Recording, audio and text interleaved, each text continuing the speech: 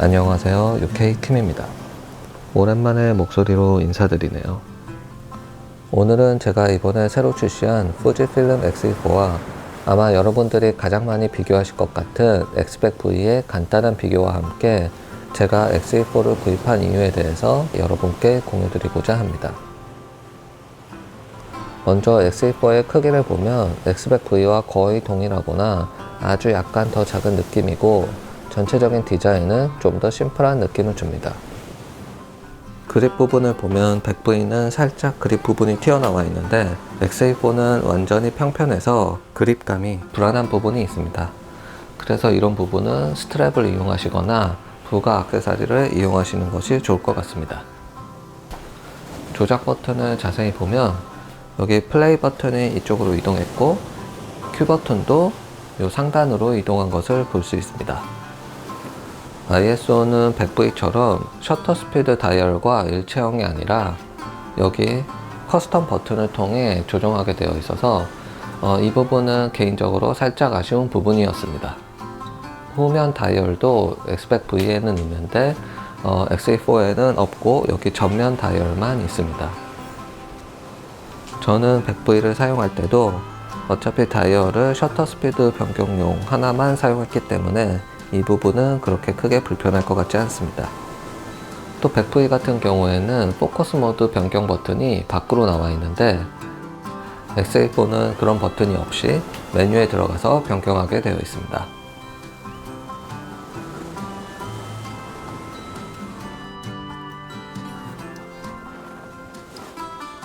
또 다른 점을 보면 백 V 같은 경우에는 옵티컬 뷰파인더가 있는데 X-E4에는 옵티컬 뷰파인더가 없이 일렉트릭 뷰파인더만 있고, 그 크기도 백 V에 비해 많이 작아서 이 부분은 살짝 아쉽게 느껴졌습니다.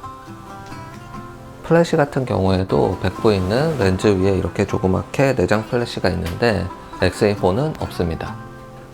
저는 어차피 자연광 위주로 많이 촬영하기 때문에 이 플래시가 없는 것은 그렇게 아쉽지 않았고, 꼭 필요한 경우가 있다면 여기 하슈에 외장 플래시를 연결하면 되니까 크게 상관없었습니다. LCD는 백 V는 위로 90도, 아래로는 30도 정도 꺾이고 X-E4는 위로도 90도, 아래로도 90도 정도 꺾여서 하이 앵글을 촬영할 때 좀 더 유용하게 사용될 것 같습니다.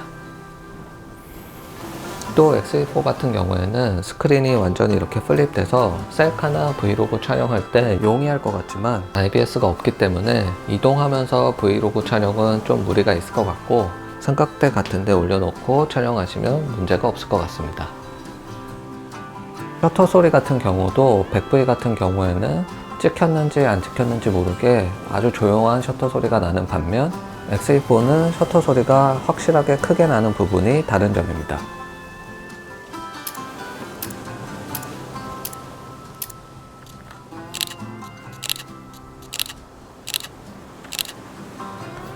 제가 개인적으로 백 V랑 비교해서 가장 크게 아쉬웠던 점은 바로 방진 방적 기능이 빠져 있는 점입니다. 백 V랑 거의 동일하게 생겼는데 왜 백 V는 되고 X-E4는 안 되는지 이해가 안 되네요. 제가 지금까지 알아본 바로는 방진 방적 기능이 빠져 있었는데 혹시라도 된다고 하면 댓글에 남겨주시면 감사드리겠습니다. 그래서 X-E4는 비 올 때는 들고 나가지 못한다는 아쉬움이 있지만, 그럴 때는 백 V를 사용한다고 생각을 하고 X-E4를 구입하게 되었습니다. 제가 X-E4를 처음 보고 느꼈던 점은 이거 렌즈 바뀌는 백 V네 였습니다.